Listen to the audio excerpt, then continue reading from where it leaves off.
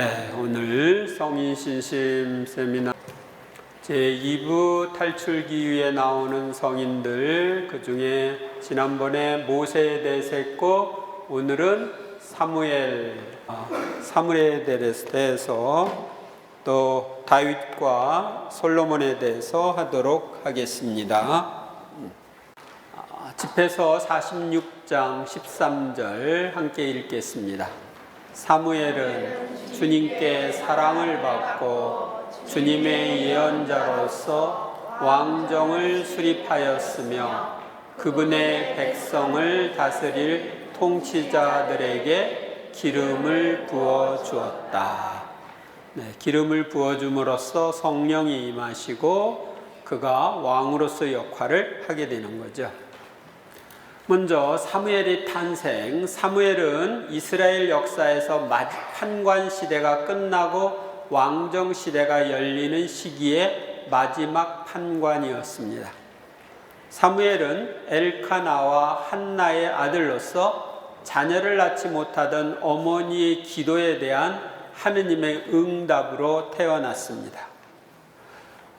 그래서 사무엘상권 1장 10절에 보면 한나는 마음이 쓰라려 흐느껴 울면서 주님께 기도하였다.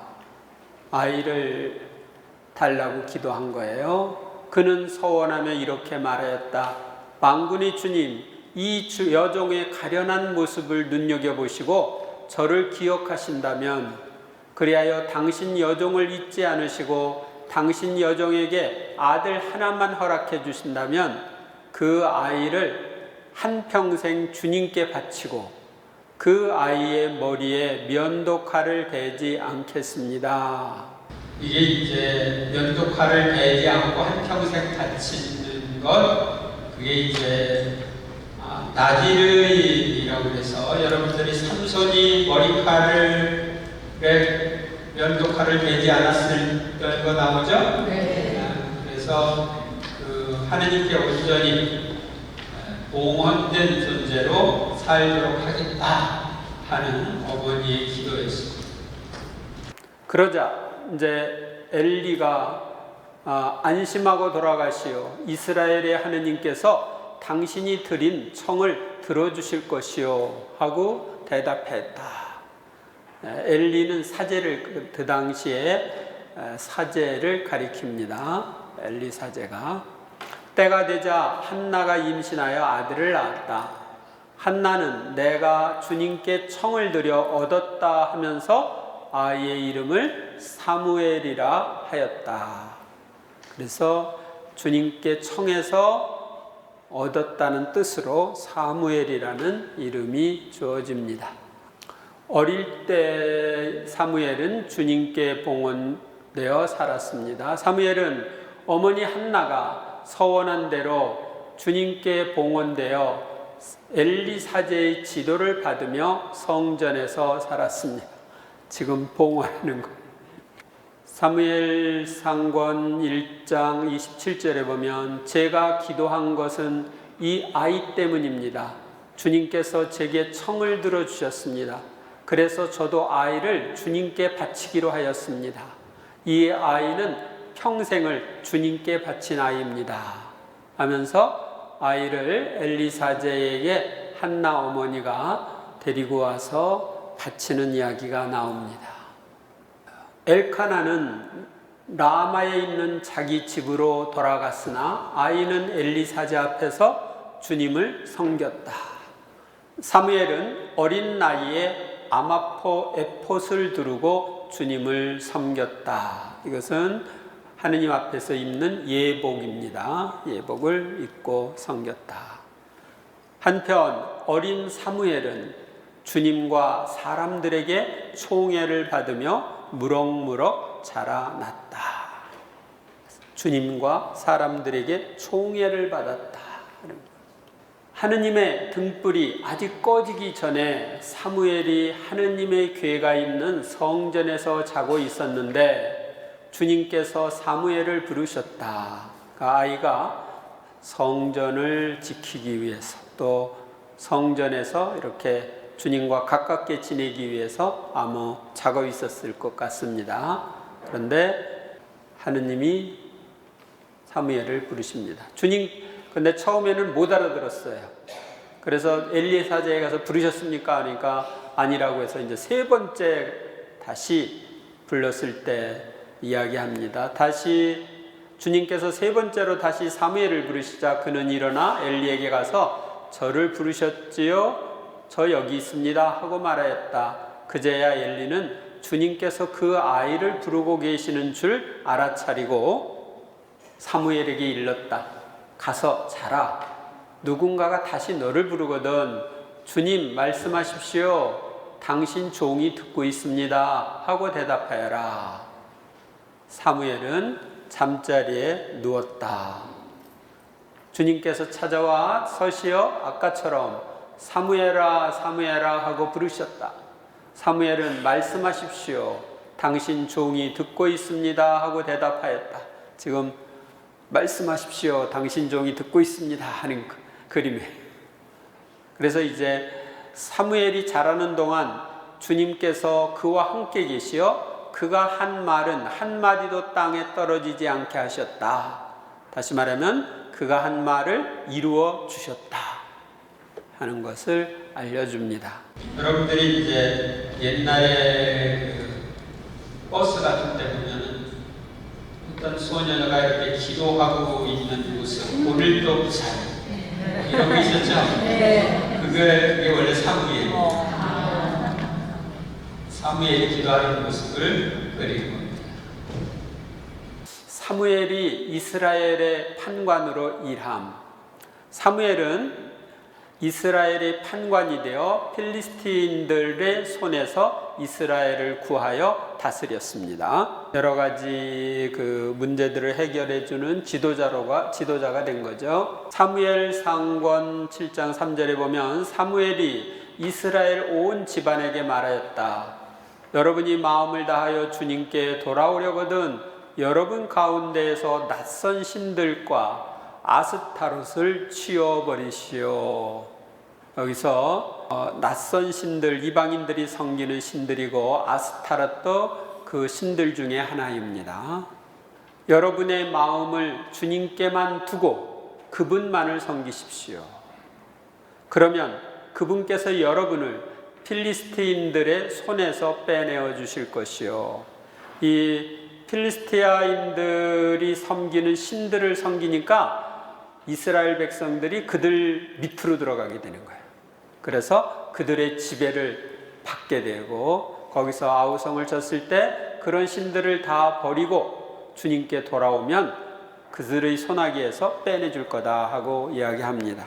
우리가 어떤 신들을 섬기면 하느님이 아닌 다른 우상을 숭배하면 그 밑으로 들어가는 거예요. 또 그것을 섬기는 사람들 밑으로 들어가게 되는 거죠. 그리하여 이스라엘 자손들은 바알과 아스타롯을 치워버리고 주님만을 섬겼다. 그러니까 이 바알 신, 아스타롯 신을 그 신상을 치워버리고 이제 주님만을 섬깁니다.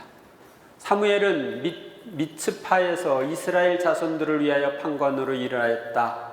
필리스티인들은 이스라엘 자손들이 미츠파에 모였다는 소식을 들었다. 그래서 필리스티인들의 통치자들이 이스라엘을 치러 올라왔다.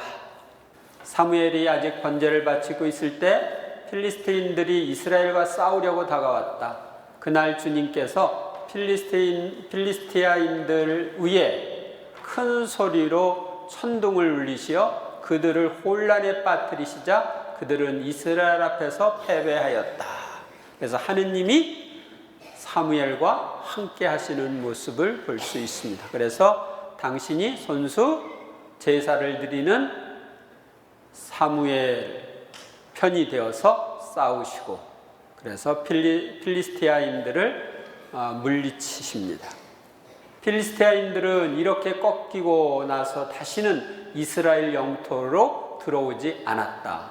사무엘이 살아있는 동안에는 주님의 손이 필리스티아인들을 억누르셨던 것이다.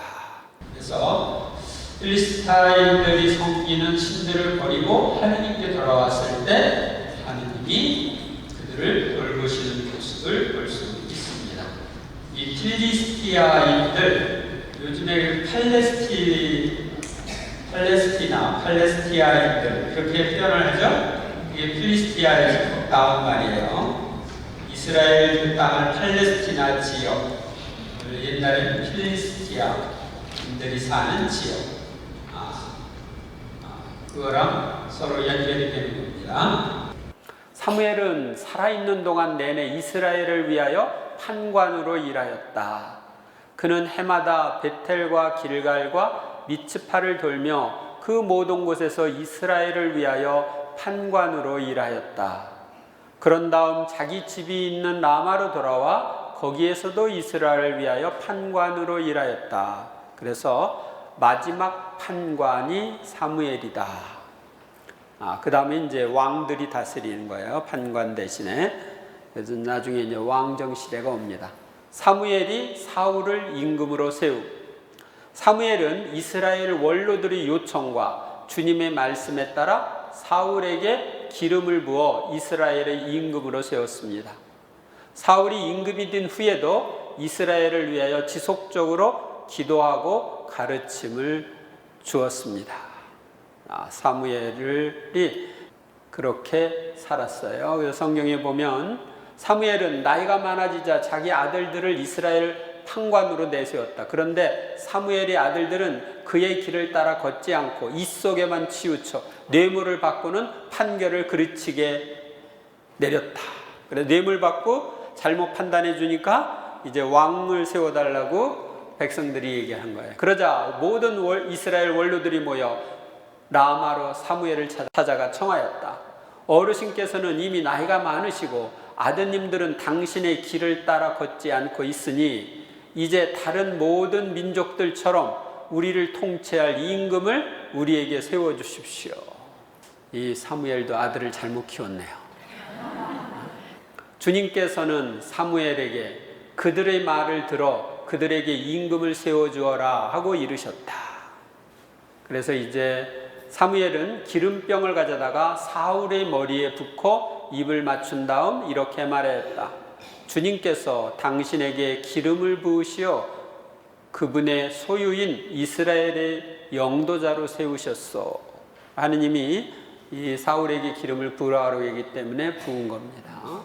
나 또한 여러분을 위하여 기도하기를 그치거나 하여 주님께 죄를 짓지는 않을 것이요.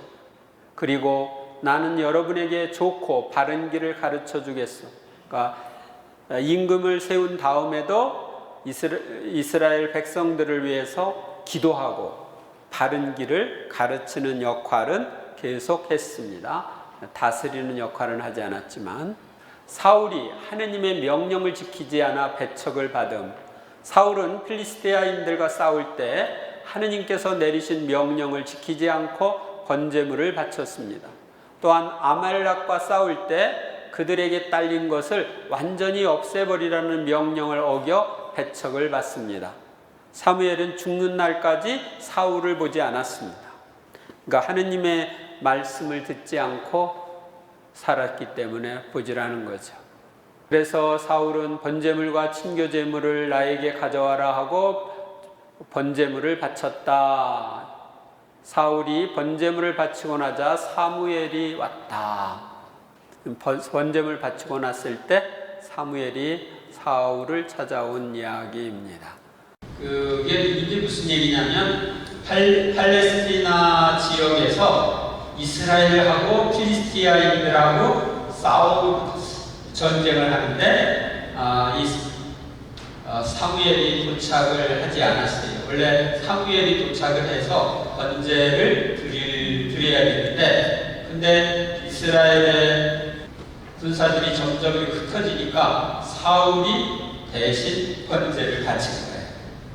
그러니까 자기가 해야 할 역할이 아닌데 한 거죠. 사무엘이 다시 사울에게 말했다.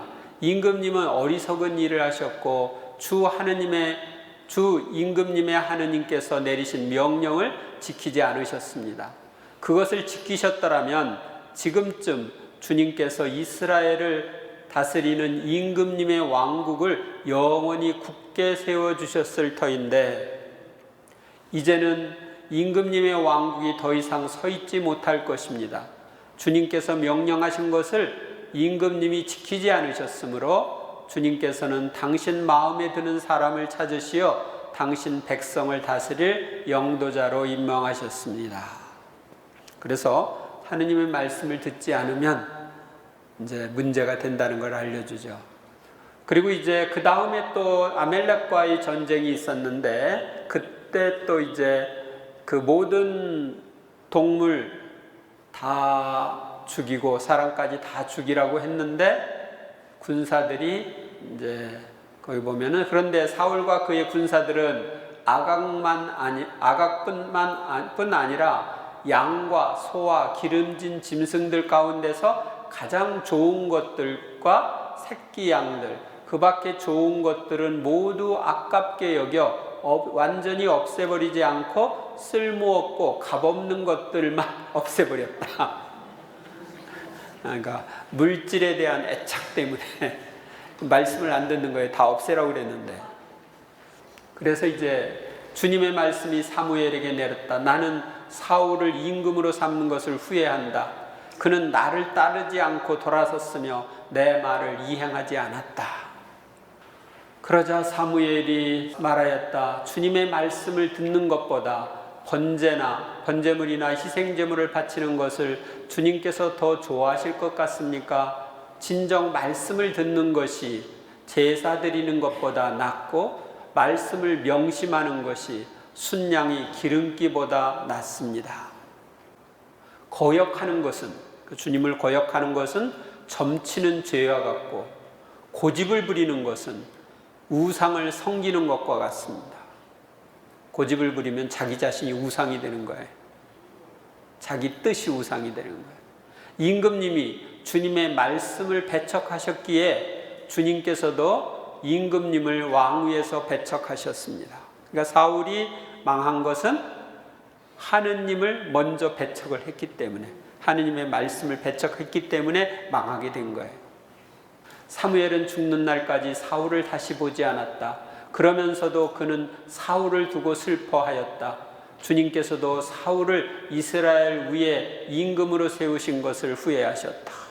그래서 여러분들도 하느님의 말씀을 듣지 않으면 하느님이 후회하실 경험을 그래서 하느님 말씀대로 사는 게 중요합니다. 사무엘이 죽었다. 그러자 온 이스라엘이 모여들어 그의 죽음을 애도하며 라마에 있는 그의 집에 그를 묻었다. 다음에 이제 다윗은 염소 새끼들과 놀듯 사자들과 놀고 양들 가운데 어린 양과 놀듯 곰과 놀았다. 그가 아직 소년이었을 때 거인을 죽여 백성의 수치를 씻어주지 않았더냐. 그는 손을 쳐들어 돌팔매로 골리앗의 교만을 꺾었다. 집에서 47장 3절에서 4절에 있는 내용입니다. 먼저 다윗이 기름 부음을 받음. 다윗은 이사이의 8번째 아들, 막내 아들입니다. 막내 아들로 태어났어요. 목동으로 양을 치고 있었는데 주님의 선택을 받았습니다. 사울이 주님의 명령을 따르지 않자 주님의 영이 떠나고 악령이 그를 괴롭힐 때 다윗이 비파를 타 도움을 주었습니다. 이렇게 이사이가 아들 7을 사무엘 앞으로 지나가게 하였으나 사무엘은 이사이에게 이들 가운데는 주님께서 뽑으신 이가 없소 하였다. 사무엘이 이사이에게 아들들이 다 모인 겁니까? 하고 묻자 이사이는 막내가 아직 남아있지만 지금 양을 치고 있습니다 하고 대답하였다. 사무엘이 이사이에게 말하였다. 사람을 보내 데려오시오. 그가 여기 올 때까지 우리는 식탁에 앉을 수가 없소. 그래서 이사이는 사람을 보내어 그를 데려왔다. 그는 볼이 불그레하고 눈매가 아름다운 잘생긴 아이였다. 10대예요, 10대.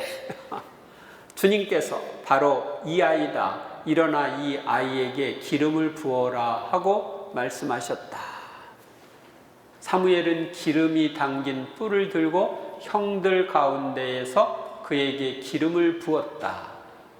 그러자 주님의 영이 다윗에게 들이닥쳐 그날부터 줄곧 그에게 머물렀다. 주님의 영, 성령이 다윗에게 들이닥쳐서 그날부터 줄곧 그에게 머물러서 다윗을 힘있게 지혜롭게 해 주시죠. 다윗과 함께 하십니다. 주님의 영이 사울을 떠나고 주님께서 보내신 악령이 그를 괴롭혔다. 그러니까 하느님의 말씀을 듣지 않았기 때문에 사무엘이 기름을 부었을 때 내렸던 주님의 영이 사울을 떠나는 거예요. 우리가 죄를 지으면, 대죄를 지으면 은총을 상실하죠. 그거랑 같아요.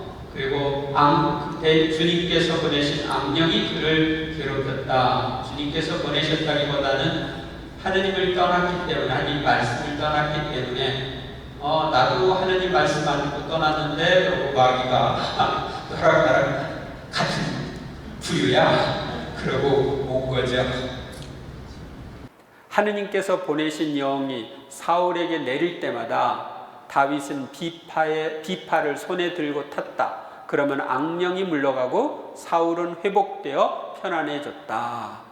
그러니까 하느님을 찬미하는 노래를 들으면 악령이 물러갈 수 있다 하는 걸 보여주죠. 그래서 여러분들이 하느님을 찬양하는 것, 그것은 악령을 물리치는 데 있어서 아주 중요합니다. 노래는 두 번 기도하는 거죠. 곡으로도 기도하고 가사로도 기도하고. 그래서 그냥 기도하는 것보다 더 큰 힘이 있습니다. 다윗이 골리앗을 이김. 하느님을 믿는 다윗이 필리스티아인 진영의 골리앗과 싸워서 승리하자 사울의 아들 요나탄은 다윗을 자기 목숨처럼 사랑했습니다.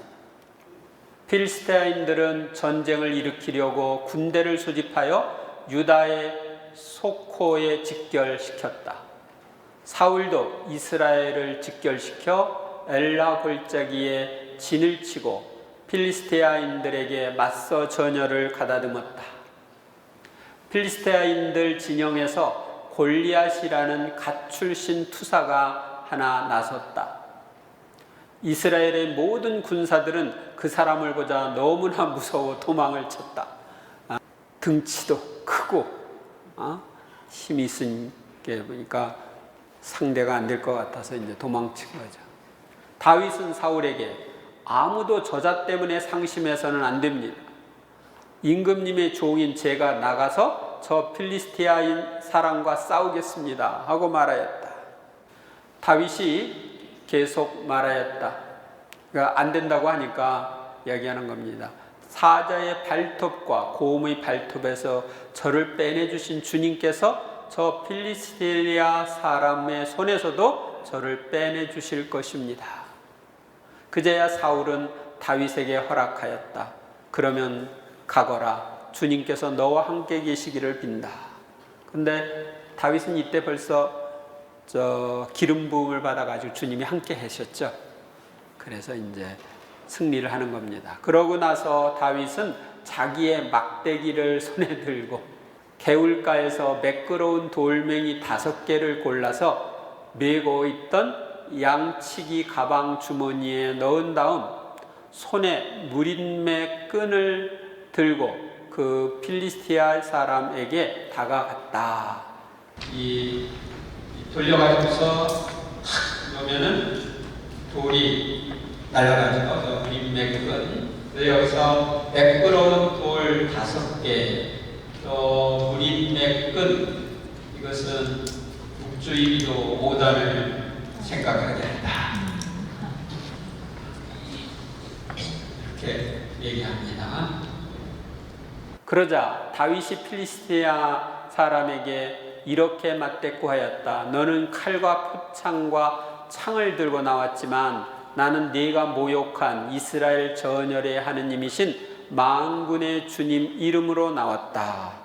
만군의 주님이라는 것은 하늘의 모든 군대들의 주님을 가리킵니다. 모든 군대들의 주님 이름으로 나왔다. 주님께서는 칼이나 창 따위로 구원하시지 않는다는 사실도 여기 모인 온 무리가 이제 알게 하겠다. 전쟁은 주님께 달린 것이다. 그분께서 너희를 우리 손에 넘겨주실 것이다. 소년하고 골리앗하고 비교가 안 되죠. 다윗이 그 필리스티아 사람을 죽이고 나자 돌을 탁 던져가지고서 머리에 맞아가지고 이제 쓰러졌죠. 그래서 가서 칼을 빼가지고 죽입니다. 죽이고 돌아오자 아브네르가 그를 사울 앞에 데려갔다. 그의 손에는 필리스티아 사람의 머리가 들려 있었다. 이렇게 해서 승리를 했는데 그 다음에 요나탄은 다윗을 자기 목숨처럼 사랑하여 그와 계약을 맺었다. 그래서 왕자인 요나탄과 다윗이 친구가 됩니다. 다윗은 자신을 죽이려 찾아 나선 사울을 2번이나 죽일 수 있는 기회가 있었지만 죽이지 않고 살려줍니다.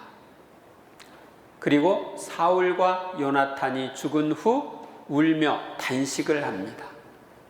다윗이 부하들에게 말하였다. 주님께서는 내가 주님의 기름 부은 받은 이인 나의 주군에게 손을 대는 그런 짓을 용납하지 않으신다. 어쨌든 그분은 주님의 기름 부음 받은 이가 아니시냐. 다윗은 이런 말로 부하들을 꾸짖으며 사울을 치는 것을 허락하지 않았다. 다윗은 아비사일을 데리고 밤을 타서 군대가 있는 곳으로 다가갔다. 그때 사울은 진지 안에서 머리맡 땅바닥에 창을 꽂아놓고 잠들어 있었다. 아브네르와 그의 군사들도 사울을 둘러싸고 잠들어 있었다. 아비사이가 다윗에게 말하였다. 하느님께서 오늘 원수를 장군님 손에 넘기셨으니 이 창으로 그를 단번에 땅에 박아놓겠습니다. 2번 찌를 것도 없습니다. 그러나 다윗이 아비사이를 타일렀다. 그분을 해쳐서는 안 된다. 누가 감히 주님의 기름 부음 받은 이에게 손을 대고도 벌받지 않을 수 있겠느냐. 그래서 이제 살려줍니다. 2번, 한 번은 동굴에서, 한 번은 야외에서 야영할 때 2번 죽일 기회가 있는데 살려줬습니다. 그런데 이제 결국 필리스티아인들과 싸우다가 다윗이 아니라 사울과 요나탄이 죽습니다. 그 죽음에 대한 보고를 듣고 그러자 다윗이 자기 옷을 잡아 찢었다. 그와 함께 있던 사람들도 모두 그렇게 하였다. 그들은 사울과 그의 아들 요나탄 그리고 주님의 백성과 이스라엘 집안이 칼에 맞아 쓰러진 것을 애도하고 울며 저녁 때까지 단식하였다. 그래서 진정한 슬픔을 나타냅니다. 자기를 죽이려는 사람이 죽었을 때 고소하다 잘겠다 그러지 않고 슬퍼하는 모습을 볼 수 있습니다. 유다와 이스라엘 임금이 된 사울이 죽은 후 다윗은 필리스티아 지역에서 헤브론으로 옮겨와 유다의 임금으로 기름 부음을 받습니다. 그리고 사울의 아들이 이스보셋이 죽은 후 온 이스라엘의 임금이 되었습니다. 그리고 시온 산성이 있는 예루살렘을 점령하여 수도로 삼았습니다. 다윗은 함께 있던 부하들도 저마다 가족을 데리고 올라가게 하였다. 그리하여 그들은 헤브론의 여러 성읍에 자리 잡았다. 그러자 유다 사람들이 와 거기에서 다윗에게 기름을 붓고 그를 유다 집안의 임금으로 세웠다. 그러니까 유다 지파의 임금이 된 거예요, 처음에는. 그 다음에 이제 사울의 아들이 이스보셋 죽고 난 다음에 이스라엘의 원료들이 헤브론으로 임금을 찾아가자 다윗 임금은 헤브론에서 주님 앞으로 나아가 그들과 계약을 맺었다. 그리고 그들은 다윗에게 기름을 부어 이스라엘의 임금으로 세웠다. 다윗은 30살에 임금이 되어 40해 동안 다스렸다. 그러니까 70에 죽었다. 이 얘기가 되겠죠. 70까지 사는 거예요. 그는 헤브론에서 7해 6달 동안 유다를 다스린 다음 예루살렘에서 33해 동안 온 이스라엘과 유다를 다스렸다. 다윗은 시온 산성을 점령하였다. 그곳이 바로 다윗성이다. 그래서 지금 예루살렘 지역이 시온 산성, 다윗성입니다. 다윗이 메시아 왕국에 대한 예언을 받음. 하느님이 좋아서 주님 앞에서 춤을 춘 다윗은 나탄 예언자를 통하여 후손 가운데 메시아가 나와 다윗의 왕자가 영원할 것이라는 말씀을 듣습니다. 지금 춤추고 있는 다윗은 아마포 에봇을 입고 온 힘을 다하여 주님 앞에서 춤을 추었다. 다윗과 온 이스라엘 집안은 함성을 울리고 나팔을 불며 주님의 궤를 모시고 올라갔다. 그러니까 주님의 궤를 예루살렘으로 모시고 올라가는 거예요.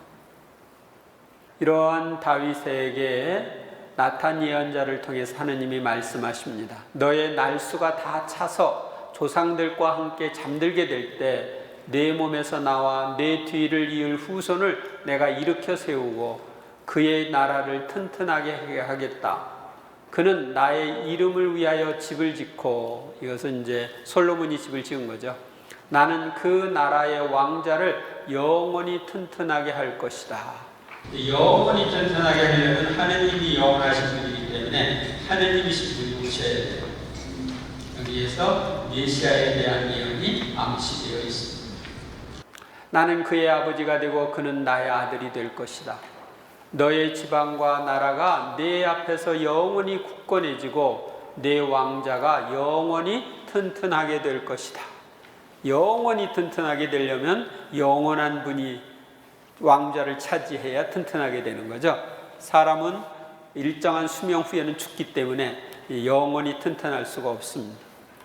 다윗의 실수. 다윗은 우리아를 죽이고 그의 아내 밧세바를 아내로 삼는 죄를 지어 다윗 집안의 칼부림이 계속되는 벌을 받습니다. 또한 다윗 하느님을 믿지 못하고 인구조사를 하는 실수를 저질러 7만 명이 흑사병으로 죽는 재앙을 당합니다. 성경에 보면 너는 히타이트 사람 우리아를 칼로 쳐 죽이고 그의 아내를 내 아내로 삼았다. 너는 그를 암몬 자손의 칼로 죽였다. 그러므로 이제 내 집안에서는 칼부림이 영원히 그치지 않을 것이다. 이 다윗이 밤에 옥상에서 이러고 보니까 목욕을 하는 여인을 보고 흑심이 생겨서 그 여인을 데려다가 점을 통하고 아기를 임신하니까 이제 그 우리아가 집에 가서 아내와 자서 그 아이가 생긴 것처럼 꾸미려고 했는데 우리아가 전장에서 와가지고 집에 가서 자지 않고 그래서 결국은 우리아를 전쟁에서 죽게 모압 사람들과 싸우는데 결국 암몬 사람들과 싸우는데 거기에서 죽게 만듭니다. 그런데 칼로 그를 죽이고 난 다음에 우리아의 아내인 밧세바를 아내로 맞아들였죠. 그 후에 이제 나탄 예언자를 통해서 하느님이 다윗에게 이야기하는 것입니다. 우리아를 칼로 쳐 죽이고 그의 아내를 내 아내로 삼았다. 그러므로 이제 내 집안에서는 칼부림이 영원히 그치지 않을 것이다. 그때 다윗이 나탄에게 내가 주님께 죄를 지었소 하고 고백하였다. 그러니까 이런 죄에 대한 지적을 받았을 때 뉘우치는 다윗의 모습을 볼 수 있는데 성경에 보면 이제 다윗이 자기 죄를 참회하는 시편이 나오죠. 하느님, 당신 자애에 따라 저를 불쌍히 여기소서. 당신의 크신 자비에 따라 저의 죄악을 지워주소서. 저의 죄악을 제가 알고 있으며 저의 잘못이 늘 제 앞에 있습니다. 다윗과 사울이 다른 점이 있어요. 사울은 죄를 지적받았을 때 인정하고 뉘우쳐야 되는데 변명했어요. 변명하고 뉘우치지 않았어요. 그런데 다윗은 죄를 지적받았을 때 뉘우칩니다. 잘못을 고백하며 용서를 청합니다. 다윗은 이렇게 인고조사를 한 다음 양심의 가책을 느껴 주님께 말씀드렸다. 제가 이런 짓으로 큰 죄를 지었습니다. 그러나 주님, 이제 당신 종의 죄악을 없애주십시오. 제가 참으로 어리석은 일을 저질렀습니다. 인구조사를 하는 것은 하느님께 의지하는 게 아니라 인구에 의지해가지고 모든 걸 하려고 하니까 하느님께 의지하며 살아야 할 그 왕으로서의 그런 것을 어긴 거죠. 그래서 죄를 지었다고 이야기하는 것입니다. 가드가 다윗에게 가서 이렇게 알렸다. 임금님 나라에 7해 동안 기근이 드는 것이 좋습니까? 아니면 임금님을 뒤쫓는 적들을 피하여 3달 동안 도망 다니는 것이 좋습니까? 아니면 임금님 나라에 사흘 동안 흑사병이 퍼지는 것이 좋습니까? 저를 보내신 분께 무엇이라고 화답해야 할지 지금 잘 생각하여 결정하시기 바랍니다. 그러자 다윗이 가드에게 말하였다. 괴롭기 그지없구려. 그러나 주님의 자비는 크시니 사람 손에 당하는 것보다 주님 손에 당하는 것이 낫겠소. 그리하여 주님께서 그날 아침부터 정해진 날까지 이스라엘의 흑사병을 내리시니 다안에서 브에르세바까지 백성 가운데 7만 명이 죽었다. 사람에게 의지하기 위해서 인구조사를 했는데 오히려 사람이 죽게 되는 그런 재앙을 하는 것입니다. 그 다음 솔로몬. 다윗의 후계자로 슬기로운 아들이 일어섰는데 다윗 덕분에 이 아들은 편안히 살게 되었다.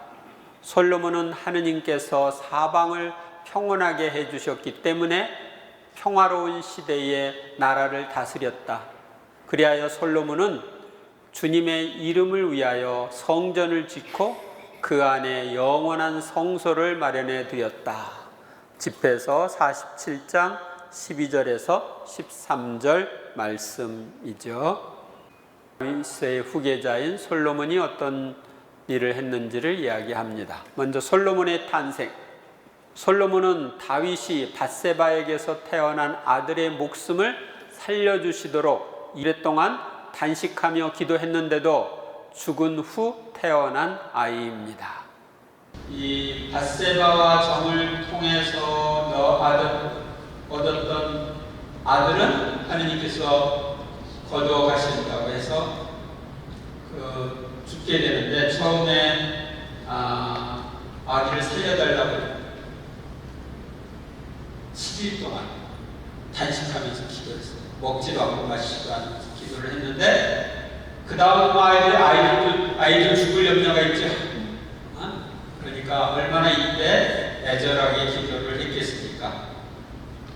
다윗은 자기 아내 밧세바를 위로하고 그에게 들어 잠자리를 같이 하였다. 밧세바가 아들을 낳자 다윗은 그의 이름을 솔로몬이라 하였다. 주님께서 그 아이를 사랑하셨다. 주님께서는 예언자 나탄을 보내시어 당신께서 사랑하시는 아이라 하여 그의 이름을 여디드야라고 부르게 하셨다. 솔로몬이 다윗의 뒤를 이어 임금이 됨. 솔로몬은 아도니아가 임금이 되려고 할 때 어머니 밧세바와 나탄 예언자의 도움으로 임금이 됩니다. 다윗은 죽는 날이 가까워지자 솔로몬에게 주 내 하느님의 명령을 지켜 그분의 길을 걸으라고 당부합니다. 열왕기에 보면은 내가 주 이스라엘의 하느님을 두고 그대에게 그대 아들 솔로몬이 내 뒤를 이어 임금이 되고 나 대신 왕좌에 앉을 것이다 하고 맹세하였으니 오늘 그대로 하겠소. 밧세바는 무릎을 꿇어 얼굴을 땅에 대고 임금에게 절하며 아뢰었다. 저희 주군이신 다윗 임금님 만수무강하십시오. 다윗 임금이 차독 사제와 나탄 예언자 그리고 여호야다의 아들 브나야를 불러 오너라 하고 말하였다. 그들이 임금 앞으로 나오자 임금이 그들에게 명령하였다. 그대들은 그대들 주군의 신하들을 거느리고 내 아들 솔로몬을 내 노새에 태워 기온샘으로 내려가시오. 거기서 차독 사제와 나탄 예언자는 그에게 기름을 부어 그를 이스라엘 임금으로 세우시오. 그러고 나서 나팔을 분 다음 솔로몬 임금 만세하고 외치시오. 그리고 그를 따라 올라오시오. 그가 와서 내 왕좌에 앉아 나를 대신하여 임금이 될 것이오. 내가 그를 이스라엘과 유다의 영도자로 임명하였소. 그래서 이제 다윗의 아들 솔로몬이 임금이 됩니다. 다윗은 죽는 날이 가까워지자 자기 아들 솔로몬에게 이렇게 일렀다. 나는 이제 세상 모든 사람이 가는 길을 간다. 너는 사나이답게 힘을 내어라. 주 내 하느님의 명령을 지켜 그분의 길을 걸으며 또 모세법에 기록된 대로 하느님의 규정과 계명, 법규와 증언을 지켜라. 그러면 네가 무엇을 하든지 어디로 가든지 성공할 것이다. 어디에 가서 뭘 하든지 성공할 수 있는 비결은 뭐예요? 하느님의 명령을 지켜서 따라가는. 솔로몬이 주님으로부터 지혜와 분별력, 부와 명예를 받음. 솔로몬은 꿈에 하느님을 만나 당신 백성을 통치하고 선과 악을 분별할 수 있게 해주시기를 청합니다. 하느님은 지혜와 분별력뿐만 아니라 부와 명예도 주십니다. 임금은 제사를 드리러 기브온에 갔다. 이 기브온에서 주님께서는 한밤중 꿈에 솔로몬에게 나타나셨다. 하느님께서 내가 너에게 무엇을 해주기를 바라느냐 하고 물으셨다. 여러분들은 뭘 해주기를 바랄까? 무엇을 해주기를 바랄까? 어떤 사람이 꿈에 무엇을 해주기를 바라느냐 하고 물었는데 세 가지 중에 하나 선택해라. 머리를 좋게 해주자. 돈을 주랴. 여자를 주랴. 그랬더니 그 총각이 이건 다 필요한데 어떡할까? 빨리 머리 좀 여자. 그랬더니 깨어나 보니까 머리가 좋은 여자가요.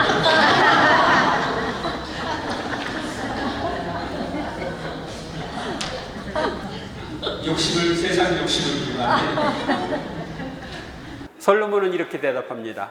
주 저희 하느님, 당신께서는 당신 종을 제 아버지 다윗을 이어 임금으로 세우셨습니다만 저는 어린아이에 지나지 않아서 백성을 이끄는 법을 알지 못합니다. 그러니 당신 종에게 듣는 마음을 주시어 당신 백성을 통치하고 선과 악을 분별할 수 있게 해 주십시오. 그 듣는 마음 두 가지인데요. 하나는 하느님의 말씀을 듣는 것. 그러니까 하느님의 말씀, 그분의 목소리를 듣는 것. 또 다른 하나는 다른 사람들의 말에 귀를 기울이는 거죠. 소통. 그래서 선과 악을 분별할 수 있게 해달라고 기도합니다. 그래서 하느님께서는 그에게 이렇게 말씀하셨다. 내가 그것을 청하였으니 곧 자신을 위해 장수를 청하지 않고 자신을 위해 부를 청하지 않고 내 원수들의 목숨을 청하지도 않고 그 대신 이처럼 옳은 것을 가려내는 분별력을 청하였으니, 자, 내가 네 말대로 해주겠다. 이제 너에게 지혜롭고 분별하는 마음을 준다. 너 같은 사람은 내 앞에도 없었고 너 같은 사람은 내 뒤에도 다시 나오지 않을 것이다. 그만큼 분별력이 뛰어날 거다 그런 거죠. 또한 나는 네가 청하지 않은 것, 곧 부와 명예도 너에게 준다. 내 일생 동안 임금들 가운데 너 같은 사람이 없을 것이다. 그래서 여러분들도 지혜롭고 분별력 있는 마음을 가져야 되겠죠. 그래야 올바로 분별하고 판단해서 행동함으로써 좋은 열매를 거둘 수가 있습니다. 이 분별력이 흐려지면 망합니다. 잘못된 판단과 결정으로 인해서 망합니다. 하느님께서 솔로몬에게 지혜와 매우 뛰어난 분별력과 넓은 마음을 바닷가의 모래처럼 주시니 엄청나게 많이 주신 거예요. 솔로몬의 지혜는 동방 모든 지혜와 이집트의 모든 지혜보다 뛰어났다. 그래서 우리가 지혜로운 왕, 그러면 솔로몬을 이야기합니다. 그는 잠언을 3,000개나 지었고, 여러분들 구약 성경에 잠언 있죠? 우리가 어떻게 살아야 되는지 교훈을 주는 그 잠언을 3,000개나 지었고, 그의 노래는 1,005편이나 되었다.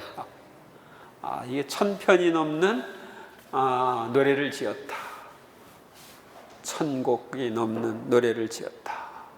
솔로몬은 레바논에 있는 향백나무부터 담벼락에서 자라는 우슬초에 이르기까지 초목들에 관하여 이야기할 수 있었으며, 짐승과 새와 기어다니는 것과 물고기에 관해서도 이야기할 수 있었다.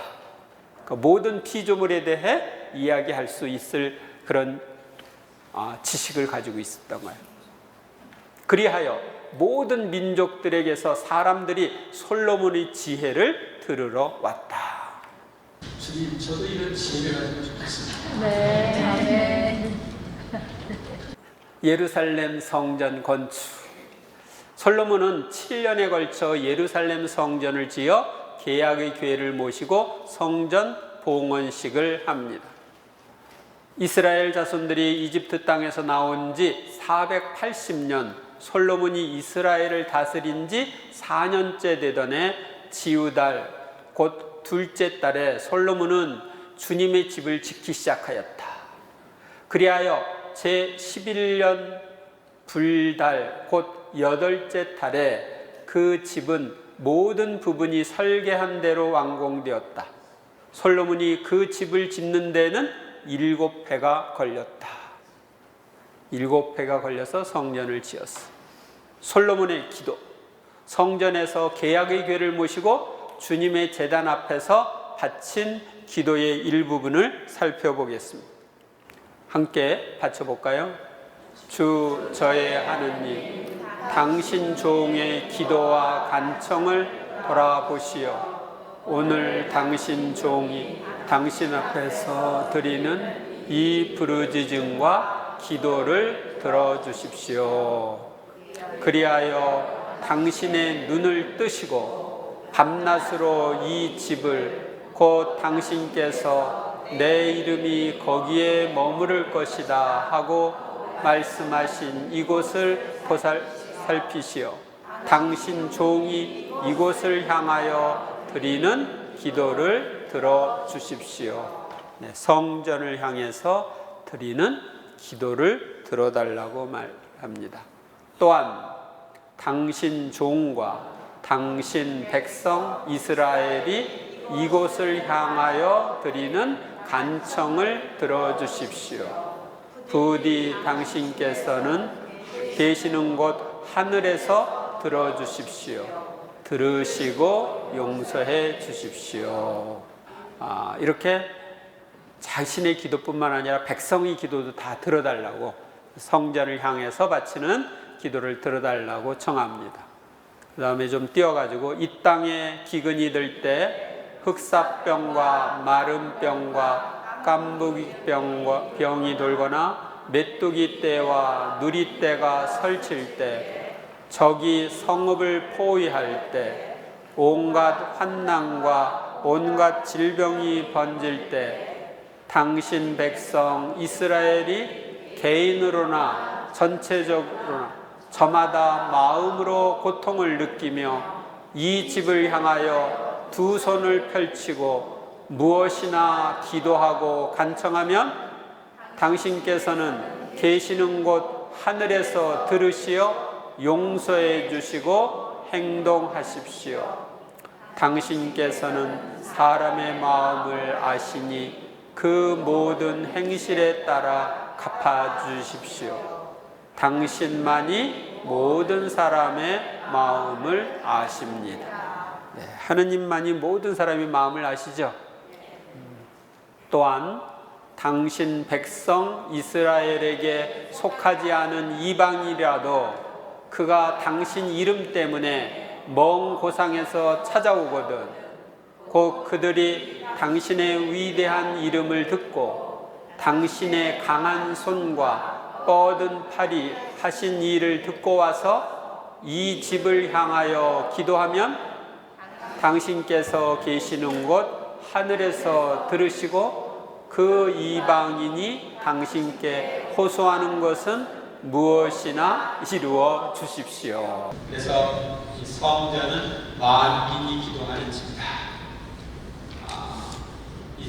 솔로몬뿐만 아니라 이스라엘 백성들, 이방인들까지 그들이 하는 기도를 들어주시라고 하나님께 청합니다.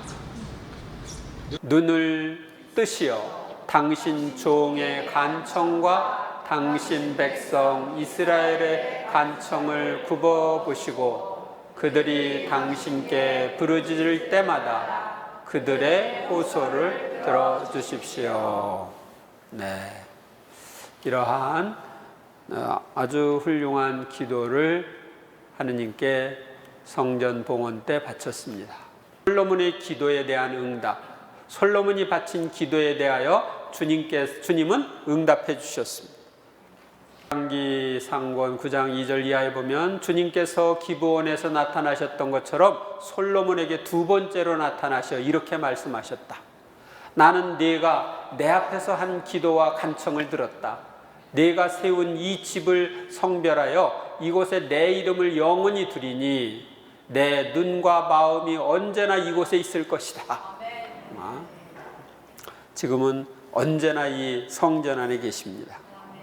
주님의 눈과 마음. 그러나 만일 너희와 너희 자손들이 나에게서 돌아서서 내가 너희 앞에 내놓은 계명과 규정을 따르지 않고 가서 다른 신들을 섬기거나 예배하면 나는 내가 준 땅에서 이스라엘을 잘라버리고 내가 내 이름을 위하여 성별한 이 집을 내 앞에서 내버리겠다.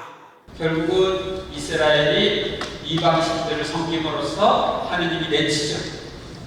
그래서 바빌론 포로 생활을 하게 되죠. 솔로몬이 다른 신들을 섬겨 나라가 분열됨. 솔로몬은 많은 외국 여자들을 사랑하여 그들이 원하는 대로 그들의 신들을 위한 산당을 짓고 제물을 바칩니다. 솔로몬이 하느님에게서 돌아섰기에 왕국의 분열이라는 아픔이 왔습니다.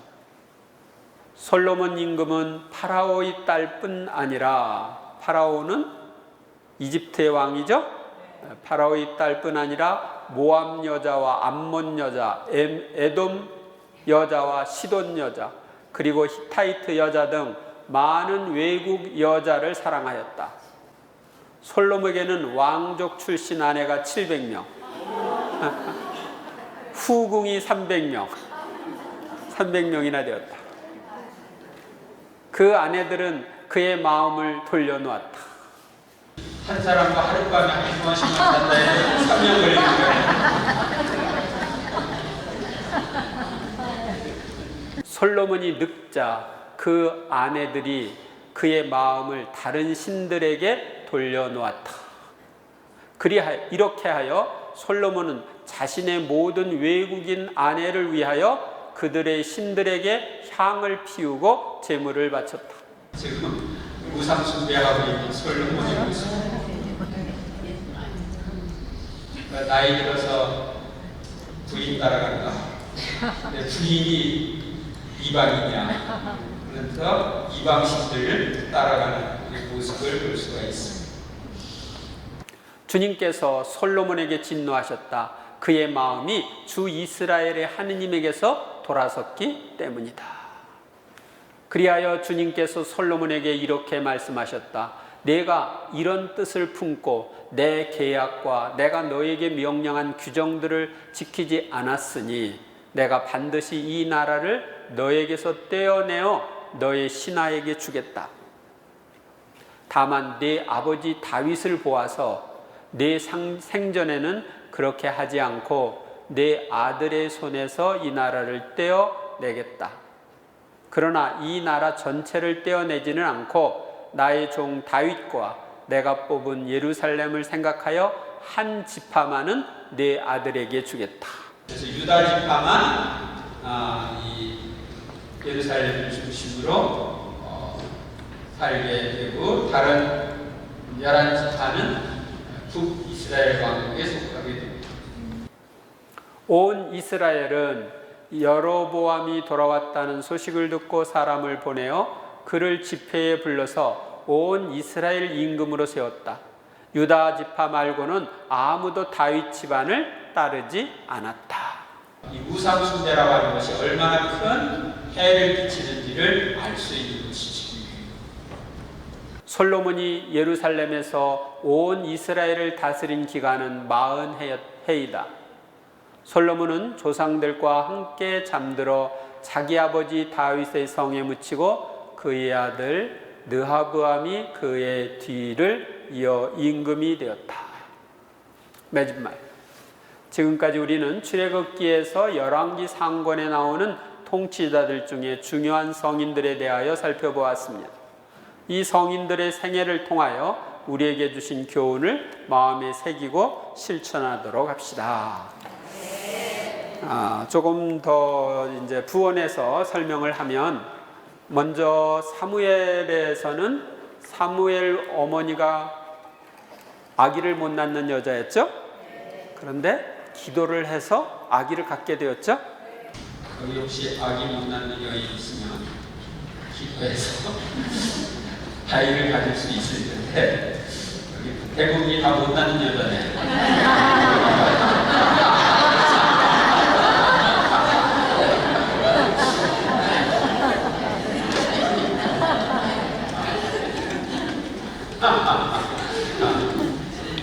근데 요즘은 아이를 낳을 수 있어도 안 낳죠.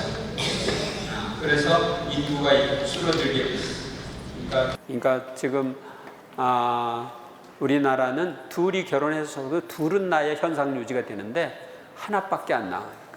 평균 1명, 이제 1.2명에서 지금은 1.05명 뭐 이렇게 지금 떨어지고 있어요. 그러니까 이제 1명 밑으로 내려갈 거다. 이렇게 되면 이제 문제가 더 심각해지죠. 그런데 기도를 통해서 얻은 아이는 위대한 인물이 된다. 아시겠습니까? 그래서 여러분들은 끝났지만 여러분들 자녀들이 또 아이를 낳을 때 기도하면서 아이를 낳을 수 있도록 도와주면 좋겠습니다. 그리고 사울이 망한 이유는 하느님 말씀대로 안 따라서 망했죠. 그리고 잘못을 했을 때 잘못 지적하면은 잘못했다고 용서를 청하고 바꿔야 되는데 변명을 했죠. 그러니까 뉘우침이 없었기 때문에 사울은 망한 거예요. 그런데 다윗은 막내, 8번째 막내였는데 임금이 됐어요. 꼴찌가 첫째가 된 거예요. 요새 유명하고 그 능력 있는 사람, 그런 사람들이 왜 적으냐? 닥태를 해서 적대요. 그 다음에 나 좋은 아이 줄 텐데 죽였으니 그렇게 좋은 아이가 안 나타난다. 되게 성인 성녀들 나중에 여러분들이 생애를 교회 역사 안에서 이렇게 공부하게 되면 나이가 많아서 얻은 아이뿐만 아니라 뭐 첫째가 아니라 열 몇째, 스물 몇째 뭐 이런 사람이 위대한 성인이 되는 경우들이 있어요. 그래서 하느님이 이끄시는 대로 우리가 따라가야 되는데 자기들 스스로 가족 계획을 한다고 이렇게 저렇게 해가지고 오늘날은 문제가 되고 있습니다. 다윗은 잘못을 했지만 사람을 죽이는 잘못을 했지만 그 죄를 뉘우침으로써 용서를 받죠. 또 인구조사도 하지 말아야 되는데 사람에게 의지하기 위해서 자기 군대에 나갈 사람이 몇 명이나 되나 이런 걸 체크를 하다가 또 재앙을 받습니다. 그러니까 하느님께 의지하는 마음으로부터 멀어지면 십계명을 어기면 우리는 고통을 당합니다.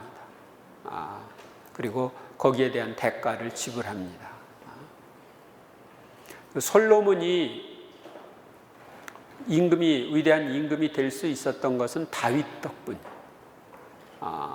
다윗이 그 솔로몬의 형 밧세바와 정을 통해서 얻은 첫 아이가 죽을 때 얼마나 기도를 했을까? 7일 동안 단식하면서 살려달라고 기도를 했는데 사실은 살려달라고 기도했을 뿐만 아니라 그 후에도 계속 죽으면 어떡하나? 그런 염려가 있었을 거예요. 그래서 그 후손을 축복해 주시도록, 죽지 않게 해 주시도록 다음 태어날 아이를 위해서 많이 기도했을 거예요. 그래서 어떤 면으로 보면 솔로몬은 기도를 통해서 얻은 아이일 수 있어요. 그래서 위대한 인물이 됐지만 결국 늙어막해는 여자들 말 들어가지고 이 하느님 말씀을 들어야 되는데 다른 여인들의 말을 들어서 우상 숭배를 함으로써 망하게 되는 거죠. 그러니까 성경의 교훈은 항상 하느님을 떠나면 망한다. 하느님께 돌아오면 좋은 결실을 거둔다 하는 것입니다. 그래서 여러분들이 하느님을 떠날 거요? 아니요. 떠날 사람은 또 하느님을 떠난다는 건 죽는 거나 똑같아요. 그러니까 앞으로는 하느님을 어떤 경우도 떠나지 않겠다. 하느님 말씀에는 네 하고 순종하겠다 하는 그런 자세를 가지고 살아야 합니다. 아셨습니까? 그래야 성인도 되는 거야. 이런 역사를 통해서 우리는 교훈을 얻는 거예요.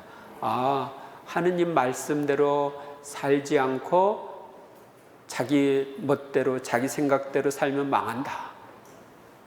그런데 똑같이 잘못을 저질렀어도 변명하고 뉘우치지 않으면 또 그 잘못을 반복하게 되고 결국은 그것 때문에 왕의 자리에서도 쫓겨나고, 그런데 잘못을 저질렀어도 뉘우치고 잘못 지적했을 때 맞다고 하면서 용서를 청하면 잘못을 용서받는다. 그러나 용서받지만 대가는 지불한다.